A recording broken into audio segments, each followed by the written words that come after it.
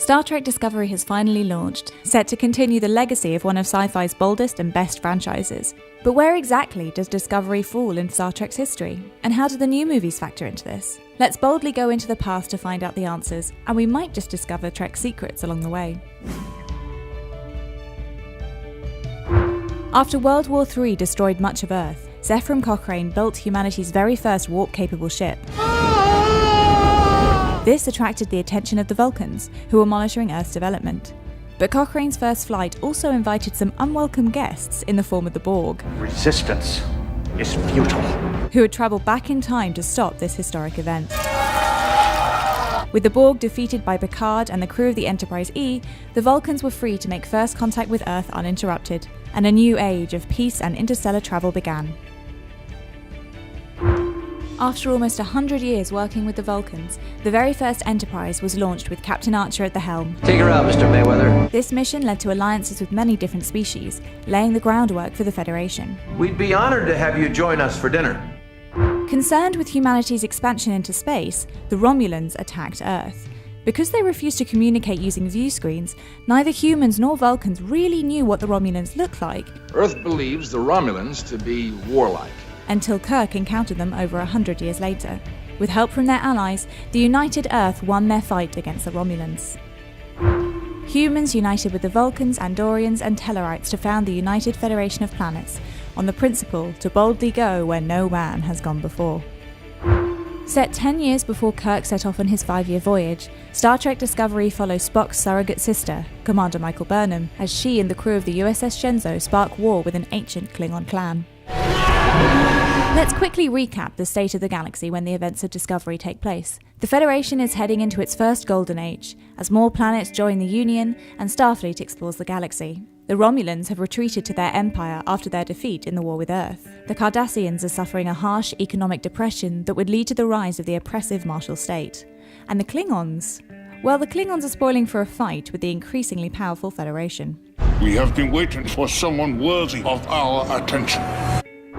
2265, Kirk and the Enterprise set off on their 5-year mission of exploration. They visit strange new worlds, encounter their evil alternate universe selves, reanimate the eugenics war criminal Khan, and get infested by tribbles. Truly a historic voyage. After decades of conflict and bloodshed, the Klingons and the Federation finally put aside their differences to sign the peace treaty known as the Khitomer Accords. Picard and the crew of the Enterprise D begin their voyage, a mission that heralds huge advancements for the Federation in everything from diplomacy You may have your 3 weeks. to war. The Borg attack the Federation in the first of many skirmishes. Picard is assimilated, then rescued by his crew. Picard would never have approved. Many die in this battle, including the wife of Benjamin Sisko, We just can't leave her here! who would go on to be captain of the space station Deep Space Nine. The Cardassian occupation of Bajor ends, and the Federation takes control of Terok Nor, renaming it Deep Space Nine. Sisko's mission to bring Bajor into the Federation begins. In yet more time shenanigans, Captain Kirk emerges from the Nexus and dies fighting alongside Picard. It was fun. Meanwhile, the USS Voyager gets stranded in the Delta Quadrant, decades of light years away from home. The Federation's most brutal war begins as the powerful Dominion destabilizes the Alpha Quadrant and attempts to conquer it. Despite devastating losses, the Federation unites with the Klingons I'm sorry we were late. and, surprisingly, the Romulan Empire If we invade Cardassia now, all we'll do is count our dead. to finally drive the Dominion back to the Gamma Quadrant. Voyager returns to the Alpha Quadrant using a transwarp corridor, with a little help from the future Admiral Janeway, of course. What? I shouldn't be listening to details about the future. Oh, the almighty temporal prime directive. Take my advice. It's less of a headache if you just ignore it. In 2387, a star in the Romulan Empire goes supernova and destroys Romulus. Spock tries to save the planet using red matter, but fails, and the blast sends both him and Nero back in time to 2233.